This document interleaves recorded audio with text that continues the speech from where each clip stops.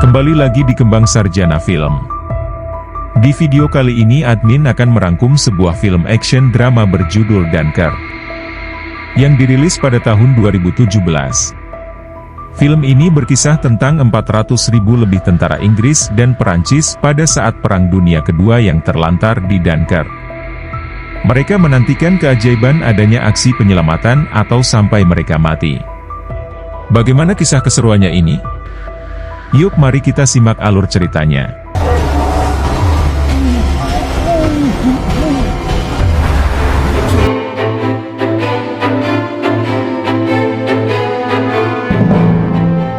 Film ini dimulai pada Perang Dunia Kedua, khususnya ketika Nazi Jerman mengepung kota pesisir Prancis bernama kota Dunkirk. Saat ini, sekelompok tentara muda Inggris sedang berjalan di pemukiman, mencari makanan dan berusaha bertahan hidup. Saat berjalan, salah satu tentara bernama Tommy sedang kebelet untuk modil. Namun, saat dia hendak berjongkok, tentara sekutu tiba-tiba menembaki mereka. Mereka segera berlari menghindari tembakan. Namun, hanya Tommy yang selamat. Setelah itu Tommy pun langsung bergegas untuk melanjutkan untuk modil. Namun, Tommy melihat seorang tentara bernama Gibson yang sedang mengubur mayat temannya di pasir. Tommy kemudian mendekat dan mencoba berkomunikasi dengan Gibson. Namun, Gibson diam saja dan malah memberikan Tommy air minum untuk meredakan rasa hausnya.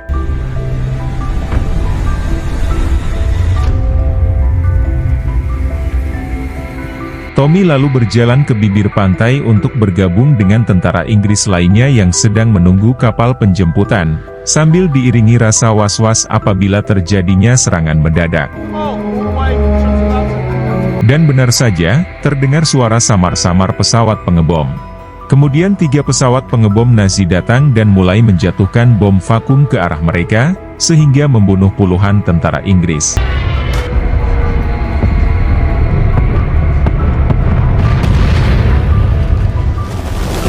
Setelah pesawat pengebom pergi, tentara yang masih hidup kembali berbaris untuk menunjukkan kedisiplinan mereka. Sedangkan Tommy dan Gibson yang tak sabar dievakuasi, tak sengaja menemukan seorang pria yang terluka di atas tanduk. Dan karena hanya ada kapal rumah sakit yang hanya membawa tentara terluka, jadi keduanya pun mengangkat pria tersebut ke kapal. Tommy dan Gibson kemudian berlari membelah barisan tentara yang sedang mengantri. Keduanya akhirnya sampai di kapal medis. Namun, setelah meletakkan pria terluka tersebut, mereka malah disuruh kembali oleh petugas karena kapal itu hanya mengangkut tentara yang terluka saja. Meskipun begitu, Tommy dan Gibson tak menyerah begitu saja, mereka diam-diam bersembunyi di bawah jembatan untuk menyelinap ke kapal tersebut. Saat sedang bersembunyi, Tommy tak sengaja mendengar percakapan para perwira tinggi yang membahas kalau mereka hanya akan mengevakuasi 40.000 tentara saja sedang sisanya akan ditinggal di Dunkirk untuk membantu Prancis. Sebenarnya, mereka ingin mengambil seluruh pasukan tetapi mereka tak punya pilihan lain karena tak punya kapal yang cukup untuk menampung semuanya. We'll just have to do our best. 400,000 men on this beach, so.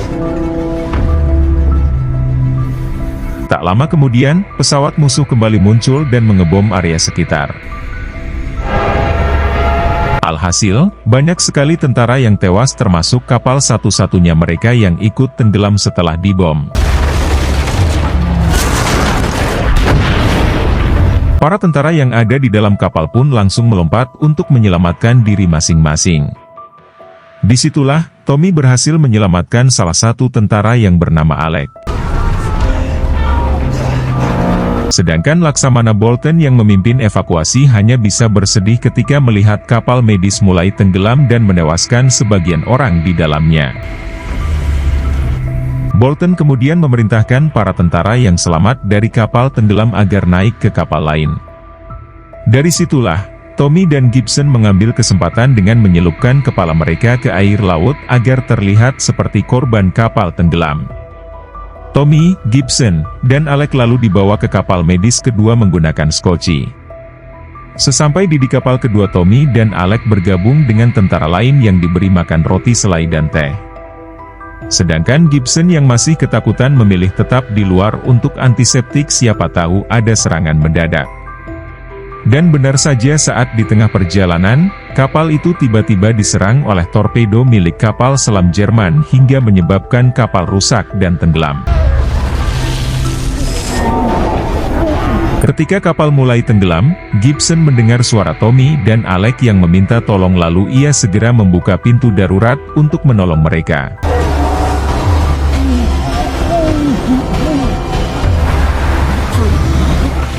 Gibson, Alec, dan Tommy kemudian berenang ke sekoci yang berisi puluhan prajurit.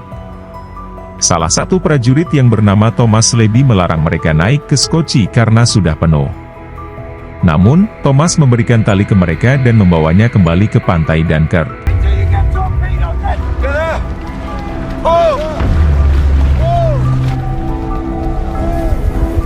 Di pagi harinya, Tommy, Alec, dan Gibson akhirnya tiba di pantai Dunkirk.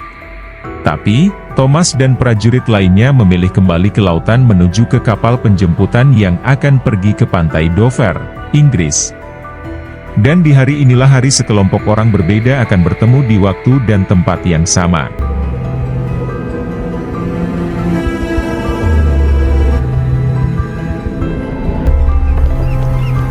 Kita kemudian beralih ke dermaga yang terletak di Weymouth, Inggris, di mana seorang pemuda bernama Georgie pergi ke dermaga tersebut untuk membantu temannya bernama Peter dan ayah Peter bernama Dawson yang sedang sibuk memberikan jaket pelampung kepada Angkatan Laut Kerajaan.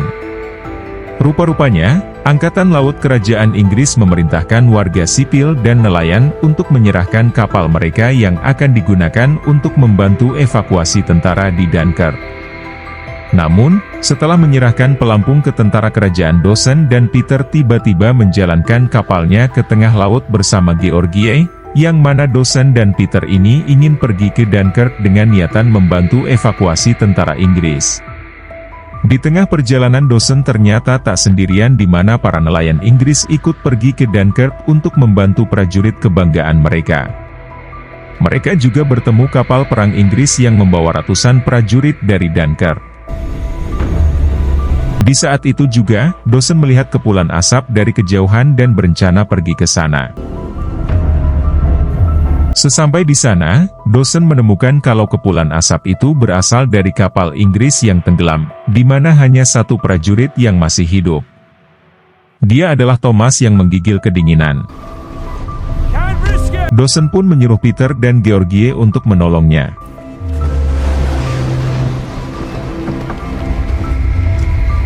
Setelah dievakuasi, Dawson menanyakan nama tentara tersebut. Namun tentara itu masih terlihat menggigil dan menolak untuk berbicara.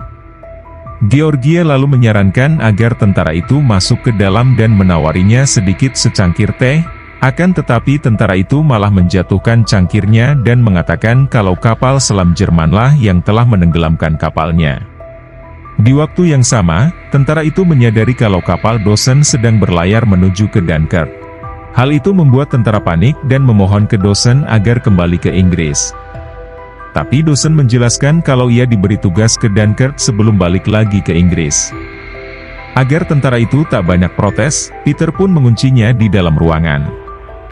Dan dari sinilah kejadian lokasi ketiga dimulai, tepatnya di udara, di mana dua pesawat Spitfire menerima perintah dari pemimpin Fortis yang meminta mereka agar tetap berada di posisi 600 kaki dan selalu waspada dengan serangan yang mungkin dilakukan oleh pesawat pengebom Luftwaffe Nazi Jerman. Dan benar saja, tak lama kemudian, tiba-tiba dua pesawat Luftwaffe muncul dan mengelilingi mereka. Salah satu pilot Spitfire bernama Farir kemudian berinisiatif menembak salah satu dari mereka dan berhasil menjatuhkannya ke laut. On my mark, 42. Setelah itu, Farir mengirim radio ke yang lain untuk melaporkan kalau ia sudah membereskan musuh di sekitar. Tapi di saat itulah mereka menyadari kalau pemimpin Fortis tak terhubung di radio sampai adanya rekan Farir, yaitu Collins, memberitahukan kalau pesawat pemimpin Fortis jatuh ke laut. Dan mereka tidak tahu apakah dia selamat atau tidak. 1,000 over. Kita kembali lagi ke lautan, di mana si tentara yang menggigil ketakutan, mulai berteriak meminta agar dikeluarkan dari ruangan sempit tersebut. Dan saat Peter membukakan pintunya, si tentara ternyata sudah kabur lewat atap. Tentara itu lalu terus meminta Dawson agar kembali ke Inggris sampai terjadi keributan antara mereka. Keributan tersebut membuat Georgie terjatuh dan melukai kepalanya hingga gagar otak. Peter kemudian segera menolong Georgie dan menyadari kalau Georgie menjadi buta, karena lukanya yang fatal. Can't see. Kita kembali lagi ke Tommy, Alec dan Gibson yang beristirahat di tepi pantai. Mereka kemudian tak sengaja melihat sekelompok tentara dan lari ke arah mereka. Alec lalu menanyai tujuan para tentara itu, di mana para tentara itu berniat untuk bersembunyi di sebuah kapal pukat yang terdampar air pasang yang sedang terjadi. Mereka kemudian bersembunyi di dalam kapal itu sambil menunggu air naik, agar bisa pergi meninggalkan Dunkirk. Tapi, di saat itu juga tiba-tiba mereka mendengar langkah seseorang. Ketika Tommy menyeret orang tersebut, ternyata dia nelayan Inggris sekaligus pemilik kapal yang sengaja datang ke sini tadi malam untuk membantu mengevakuasi mereka. Saat mereka mendiskusikan tentang kapal air pasang naik, tiba-tiba satu tembakan dari tentara Jerman mengenai dinding kapal mereka. Dari situlah mereka sadar kalau pasukan Jerman menggunakan kapal pukat tersebut sebagai sasaran latihan mereka. Oleh karena itu, mereka tak membalas tembakan tersebut dan tetap diam agar pasukan Jerman tak mengetahui keberadaan mereka. Lalu tak lama kemudian air laut mulai masuk ke dalam kapal melalui lubang peluru, salah satu dari mereka mencoba untuk mengecek lubang tersebut. Namun, berakhir ditembak di bagian matanya. Alhasil, mereka pun memutuskan untuk saling membantu memperbaiki lubang-lubang tersebut. Tapi, solusi itu tak menyelesaikan masalah dan air terus masuk ke dalam kapal. Jadi mereka pun menyarankan agar salah satu dari mereka harus keluar untuk meringankan beban kapal. Alec kemudian memberitahu semua orang kalau Gibson lah yang harus keluar karena ia adalah mata-mata Jerman. Hal itu dikarenakan Gibson selalu diam, tak mengucapkan sepatah kata pun karena ia tak bisa berbahasa Inggris. Dan benar saja Gibson langsung mengaku kalau ia adalah orang Perancis. Ia juga mengaku telah mencuri seragam ini dari seorang tentara Inggris yang meninggal. Tapi, Alec tak percaya dan menuduh kalau Gibson yang membunuh tentara Inggris tersebut. Tommy kemudian turun tangan dan menjelaskan kalau Gibson hanya mengambil seragamnya saja, untuk menghindari kecurigaan. Meskipun begitu, tentara yang lain tetap memilih Gibson agar keluar dari kapal. Hal tersebut membuat Gibson melawan sampai akhirnya mereka sadar kalau mengurangi seorang tak mempengaruhi perahu tenggelam.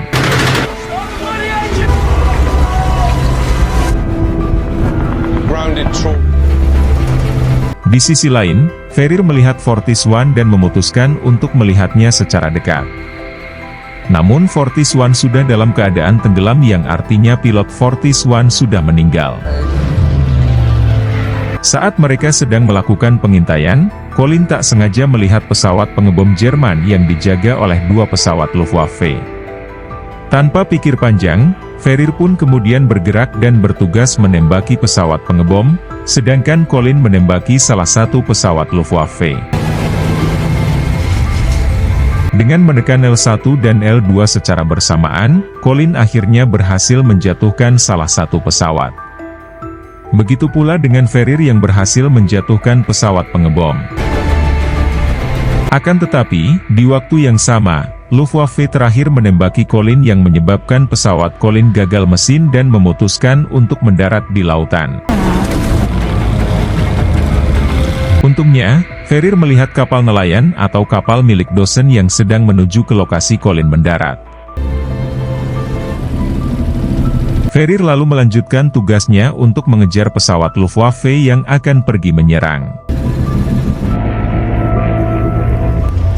Sementara itu di lautan, Dawson dan Peter melihat pesawat Colin mendarat di laut, jadi mereka langsung menyelamatkannya dan membawanya ke dalam kapal.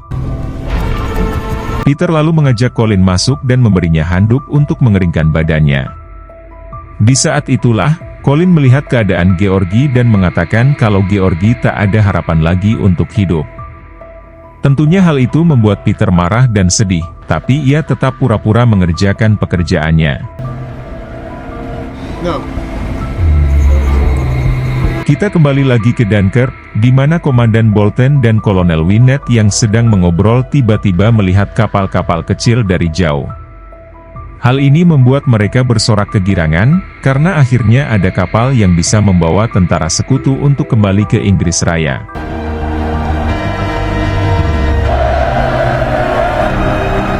Sementara itu, Tommy serta tentara lainnya memutuskan untuk melompat dari kapal dan mendapatkan diri mereka sudah berada di tengah lautan. Untungnya, mereka melihat kapal penyapu ranjau yang tak jauh dari lokasi mereka. Tommy kemudian menyuruh Gibson agar lompat dan berenang. Namun sayangnya, Gibson terjerat rantai, sehingga ia terjebak di dalam dan mati tenggelam. Dan di waktu inilah kelompok Tommy, Dawson dan Ferrier bertemu di lokasi yang sama. Di mana Ferrier yang sedang mengejar pesawat Luftwaffe yang terakhir dilihatnya, kalau pesawat tersebut mengebom kapal penyapu ranjau yang tak jauh dari lokasi Tommy dan Dawson berada. Serangan itu membuat tangki bahan bakar kapal penyapu ranjau bocor dan menyebar ke air laut. Sehingga tubuh para tentara yang terjun ke laut dipenuhi dengan bahan bakar. Dawson dan Peter kemudian mendekatkan kapalnya untuk menyelamatkan para tentara tersebut. Begitu pula dengan Thomas yang akhirnya turun tangan untuk membantu Peter. Salah satu tentara lalu masuk ke dalam kabin kapal dan menemukan kalau Georgie sudah meninggal. Hal ini pun membuat Peter dan Dawson sedih. Tapi mereka tetap tegar dan malah memberitahu Thomas kalau Georgie baik-baik saja. Mereka kemudian lanjut mencari tentara yang berenang di tengah campuran bahan bakar, termasuk Tommy. Sementara itu, Ferrier masih berusaha menembaki pesawat Luftwaffe yang mondar-mandir di area tersebut. Sampai akhirnya, Ferrier berhasil menembakkan badan pesawat Luftwaffe. Namun, pesawat itu malah jatuh tepat di campuran air laut dengan bahan bakar, yang mengakibatkan ledakan besar terjadi. Dawson pun segera melajukan kapalnya, sedangkan Peter berhasil memegang tangan salah satu tentara yang ternyata dia adalah Tommy. Sementara itu di pantai, Bolton merasa lega karena 400.000 tentaranya kini bisa dievakuasi semuanya. Di tengah evakuasi tiba-tiba salah satu pesawat pengebom Jerman muncul. Untungnya sebelum pesawat tersebut menjatuhkan bomnya, Ferrier berhasil menembak pesawat tersebut.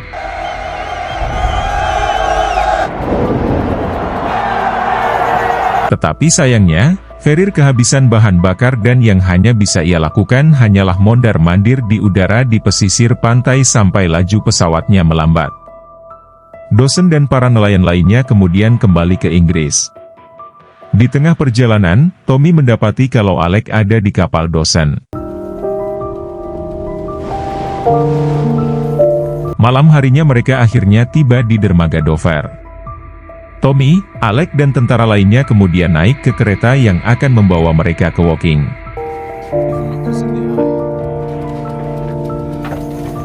Di pagi harinya di Dunkirk, seorang prajurit muda yang ketiduran terbangun di dermaga dan menemukan kalau pantai Dunkirk telah sepi. Ia lalu dipanggil Bolton dan Kolonel Winnet untuk naik ke kapal terakhir menuju ke Inggris. Ketika Winnet turun ke kapal terakhir, Komandan Bolton memutuskan untuk tetap tinggal sebentar di pantai, untuk mengawasi evakuasi tentara sekutu mereka, yaitu tentara Perancis.